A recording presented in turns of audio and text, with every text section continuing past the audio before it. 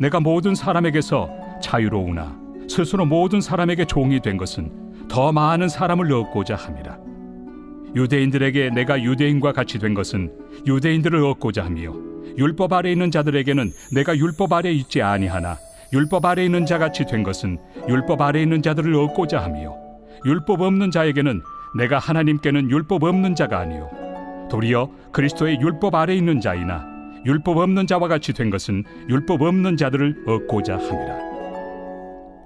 약한 자들에게 내가 약한 자와 같이 된 것은 약한 자들을 얻고자 함이요 내가 여러 사람에게 여러 모습이 된 것은 아무쪼록 몇 사람이라도 구원하고자 함이니 내가 복음을 위하여 모든 것을 행함은 복음에 참여하고자 함이라.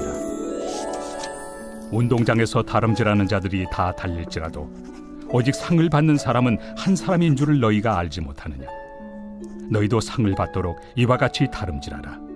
이기기를 다투는 자마다 모든 일에 절제하나니 그들은 썩을 승리자의 관을 얻고자 하되 우리는 썩지 아니할 것을 얻고자 하노라.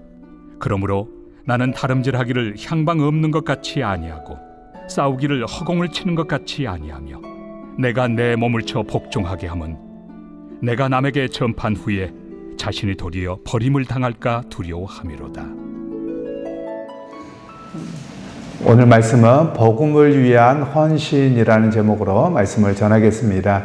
오늘 사도 바울이 여러 가지를 이야기하는 가운데 복음 때문에 자기가 유대인의 모습으로 또 때로는 이방인의 모습으로 살았음을 이야기합니다. 그러면 유대인의 모습 또 이방인의 모습이 무슨 차이가 있느냐라고 할 때 그들의 먹는 규례가 다르고 또 옷을 입는 것과 생활하는 패턴이 전혀 다릅니다. 그런 상황을 우리가 좀 이해할 필요가 있겠는데요. 물론 오늘날도 우리가 텔레비전을 보면 유대인들의 모습을 보면 남자 같은 경우는 중절모자를 쓰고 검정색 옷을 입고 수염을 기릅니다. 물론 수염을 깎기도 합니다만 귀밑머리를 기르고 또 옷도 이렇게 혼방이 되어 있는 옷을 입지 않습니다. 여성 같은 경우는 물론 모든 유대인이 그런 건 아니고요. 종교인 유대인이 그렇습니다만 유대인들은 결혼을 하면 머리를 다 밉니다. 그리고 가발을 쓰고 다니고 발목까지 오는 검정 치마를 입고 다니고 이런 모습들이 유대인의 현재의 모습입니다. 그러면 사도 바울 시대에도 이와 크게 다르지는 않았을 것이고 사도 바울이 살아가던 그 시대에 율법에 대한 엄격함이 있었습니다. 그러니까 먹는 것조차도 이방인들과 같이 식사하지 않습니다. 그리고 또 이방인들과 대화하는 것도 굉장히 조심하고 옷 입는 것도 저 멀리서부터 보면 유대인이야 이렇게 표가 날 정도로 그렇게 살았던 시대이지요.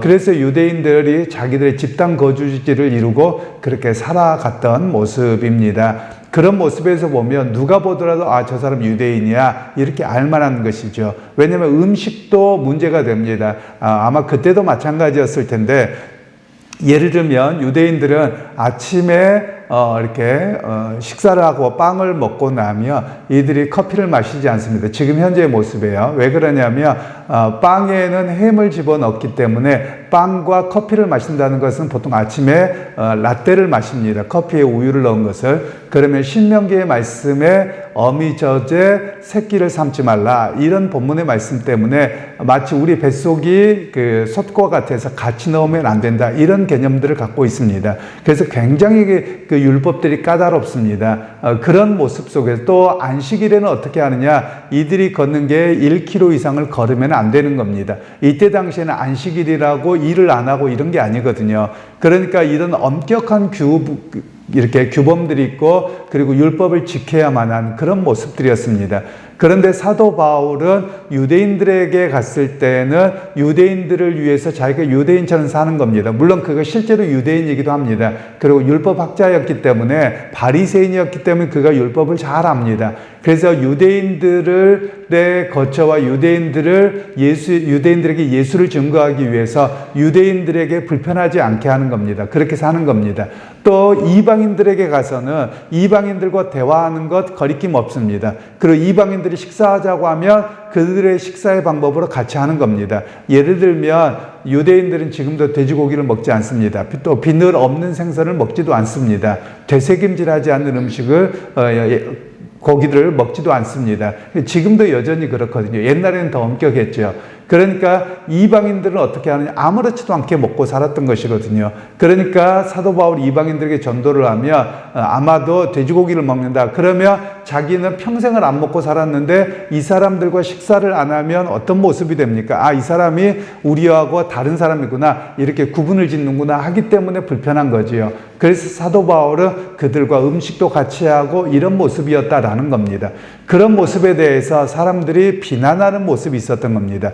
유대인들 중에 일부는 아니 저 사람이 유대인처럼 살고 유대인으로 태어났고 바리새인이었으면서도 이방인들과 저렇게 한단 말이야 라고 비난이 있었고, 또 이방인들은 유대인들에게 갔을 때 보면 완전하게 철저하게 유대인으로 살거든요. 그러니까 저 사람은 마치 이중인격처럼 저렇게 살아간다라는 비난의 소리가 있었던 겁니다. 그에 대해서 사도 바울은 내가 왜 그렇게 살아갔느냐, 내가 무엇이 틀렸다 문제가 아니라 나는 유대인들에 가서 그들의 율법과 규례를 지킴을 통해서 예수를 전하고 그들이 예수를 믿게 되도록 하는 길을 놓기 위해서, 그들에게 걸림돌이 되지 않기 위해서, 불편함을 주지 않기 위해서 그렇게 했고, 또 이방인들에게도 동일하게 그렇게 했습니다 라는 이야기를 오늘 본문에서는 말씀하고 있습니다.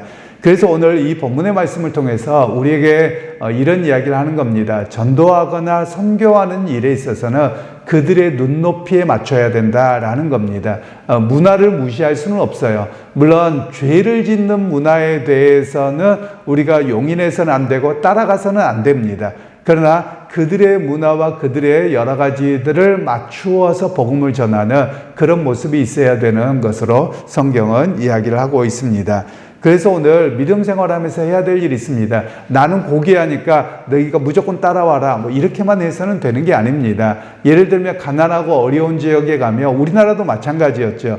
교회가 자선사업단체는 아닙니다.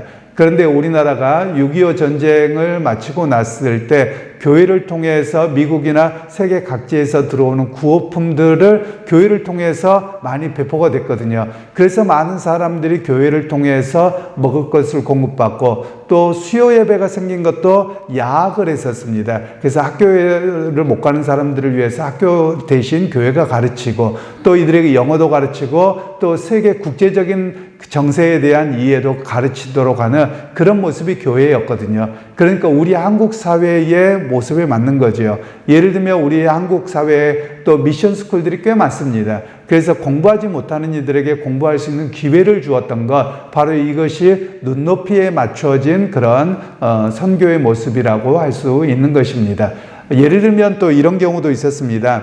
선교사님들 중에 이제 나라마다 조금 다르긴 합니다만 술, 담배가 금지된 나라가 있고 술, 담배가 금지가 아니라 개인의 기호품으로 여기는 나라가 있습니다. 그런데 선교사님들이 우리나라에 왔을 때 선교를 하다 보니 한국 사람들이 술, 담배에 쩔어 있는 겁니다. 특별히 농번기가 되고 농한기가 되면 술을 마시고 취해서 너무 문제가 되는 거예요. 그래서 술을 금지하게 됩니다. 그런데 이 선교사님들이 원래 술, 담배가 금지되지 않는 지역에서 나라에서 있다가 한국에 들어오니까 금한 겁니다. 그런데 자기의 본국으로 돌아갔는데 한국 학생들이 보고 그걸 뭐라고 하는 거예요. 그랬더니 이 선교사님, 나 평생에 술, 담배를 금하겠다. 그렇게 해서 금했던 실화도 있습니다. 그러니까 그 지역에 맞는 그런 모습으로 이렇게 살아갔다는 겁니다. 그러니까 쉽게 우리는 어떤 사람을 판단할 때, 아, 저 사람이 이럴 땐 이렇게 행동하고 저렇게 행동하구나 라고 비판해서는 아니 됩니다. 물론 거기에는 뭐가 있어야 되느냐? 구령 열정입니다. 복음을 전해서 저 사람이 예수 믿도록 하기 위해서 내가 낮아질 수 있다라는 것을 우리가 먼저 생각해야 되므로 말씀하고 계시는 것이지요. 그러기에 여러분, 우리가 끊임없이 해야 될 일이 있습니다. 다른 사람들을 전도하려면 내가 그들과 시선을 맞추어서 그들의 필요와 대화가 상대가 되어야 함을 오늘 본문에서는 말씀하고 계시는 겁니다. 그리고 이제 25절 말씀에는 이렇게 이야기를 합니다. 이기기를 다투는 자마다 모든 일에 절제하나니 그들은 썩을 승리자의 관을 얻고자 하되 우리는 썩지 아니할 것을 얻고자 하노라. 사도 바울이 이렇게 감옥에서 보니까 사람들이 운동을 하는 겁니다. 어떤 운동이냐면 오늘과 같은 운동은 아니고요. 올림픽의 기원이라고 하는데 운동장에서 다름질을 하는 겁니다. 그러니까 마라톤 훈련을 하는 거예요. 근데 그 모습을 보니까 사람들이 자기 절제를 많이 하는 겁니다. 음식 절제도 하고, 그리고 향락도 절제하고 이런 모습을 보는 겁니다. 그래서 이 운동장에서 열심히 뛰어서 마라톤을 마치고 나면 월계 수입으로 되어진 관을 씌우죠. 근데 이건 썩어질 것 아닙니까? 월계 수입 별것도 아니거든요. 따지고 보면. 근데 그것을 위해서 저렇게 절제하고 최선을 다하는 모습을 보면서 과연 우리는 하늘의 면류관을 얻기 위해서 어떤 모습으로 절제하고 살아가느냐, 이런 이야기를 말씀하고 계시는 겁니다. 그러니까 결국 운동선수들의 그 절제하는 모습을 보면서 우리 그리스도인들도 영적인 성숙을 위해서 또 그리스도의 복음을 위해서 철저한 절제의 삶이 되어야 한다, 이런 이야기로 우리에게 말씀을 하고 있습니다. 결국 우리가 영적인 성숙과 구원의 열매를 얻기 위해서는 우리가 자기 자신의 육신의 정욕과 즐거움과 이런 것들을 절제할 줄 알아야 됩니다. 나 즐길 것 다 즐기고 내가 원하는 것 다 사고 내가 하고 싶은 것 다 하면서 신앙생활을 할 수 있다? 그렇게는 안 됩니다. 그렇기 때문에 절제하고 신앙생활을 해야 되는 것이고요. 그리고 다른 사람에게 전도할 때에도 내가 쓸 것 좀 아껴서 커피 한 잔도 사주고 내가 필요한 것도 있지만 좀 아껴서 그들을 공급하고 이런 모습들이 바로 전도와 선교의 모습이라는 것을 이야기하는 겁니다. 그러면 이것만 그런 게 아니죠. 우리가 말과 행동도 절제가 있어야 되는 거죠. 왜냐하면 저 사람에게 내가 그리스도인으로서 본이 되어야 되기 때문에 말에도 행동에도 많은 것들에서의 절제가 있어야 됨을 오늘 성경은 이야기를 하고 있습니다. 그러면서 오늘 27절에 사도 바울은 또 이렇게 이야기합니다.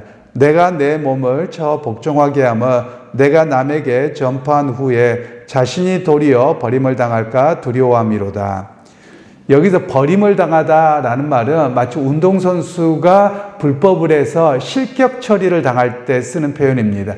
그러니까 마치 그가 복음을 위해서 최선을 다하고 산다고 살았는데 그런 모습이 아니었을 때 실격 처리될까 두렵다. 이 모습을 갖고 살아간다는 거예요. 이 모습은 사실 우리에게도 중요합니다. 구원의 확신을 갖지 말라는 것이 아니라 우리는 예수를 믿고 교회를 한번 나오면 천국 행티켓을 땄다고 생각해서 아무렇게나 살아도 되는 것처럼 그런 생각을 합니다. 이게 잘못됐다는 겁니다. 내가 믿음을 고백하고 살아가면서도 평생에 내가 혹시 실격 처리되지 않을까라는 그런 모습 속에서 조심하고 자기 절제 속에서 끊임없이 살아가야 됨을 우리에게 말씀하고 계시는 겁니다. 그래서 우리로 하여금 영적인 긴장감을 놓지 말아야 된다, 이런 메시지로 우리에게 이야기하고 계시는 겁니다. 한 번 신앙 고백했다고 그것이 영원하지 않습니다. 한 번 신앙의 고백은 우리의 삶의 자리에서 매번 증명되어야 되고 매번 그렇게 살아드려야 됨을 우리에게 말씀하고 계시는 겁니다. 그러니까 마치 우리가 이렇게 이해하면 안 됩니다. 내가 교회 일주일에 한 번 나왔으면 됐지, 그걸로 내 신앙생활 다 한 거지. 아니요, 그렇지 않습니다. 내 삶의 과정에서, 가정에서나 또는 일반 삶에서 끊임없이 신앙으로 살아가야 됨을 우리에게 말씀하고 계시는 겁니다. 그러니까 신앙은 한 번의 회심으로 끝나는 게 아니라 신앙은 매일매일의 삶의 연속이다, 이렇게 이야기를 할 수 있는 말씀입니다. 그러기에 여러분, 오늘 또 이 말씀을 기억하시면서 복음에 헌신된 자는 어떤 사람이냐? 나 자신을 위한 삶을 절제하고 다른 사람이 예수 믿어 영혼 구원을 얻도록 하기 위해서 헌신하고 배려하는 사람인 것을 이야기합니다. 그래서 여러분, 우리의 말과 행동과 많은 것들이 절제가 이루어지고 그것을 통해서 다른 사람들에게 거룩한 삶의 모습, 또 신앙생활하는 사람의 그런 절제된 모습을 세상 가운데 보여주어야 함을 말씀하고 계시는 것이죠. 그러기에 오늘 하루의 삶도 여러분의 말과 행동, 삶이 절제되기를 바라고 또 그것을 통해서 다른 사람들에게 헌신된 그리스도인의 모습으로 또 복음 전도자의 모습으로 비춰지고 또 그런 삶을 살아드리는 우리 모두가 되시기를 주님의 이름으로 축원합니다. 하나님, 오늘 또 사도 바울이 복음을 위해서 때로는 유대인의 모습으로 때로는 이방인의 모습으로 살았던 이야기를 들으며 우리도 복음을 전하기 위해서 우리 주변에 있는 사람들의 눈높이에 맞추어서 복음을 전하고 또 그들의 섬기는 자리에 있기를 원합니다. 또한 우리가 그리스도인으로서 절제된 모습이 있게 하셔서 말과 행동과 삶의 여러 가지들이 절제되어 그리스도를 드러내고 복음을 전하는 아름다운 모습이 우리 가운데 있게 하옵소서. 예수님의 이름으로 기도하옵나이다. 아멘.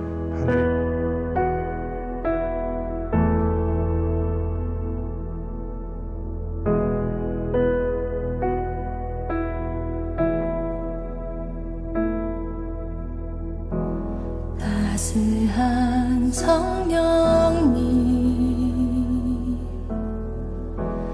마음으로 보내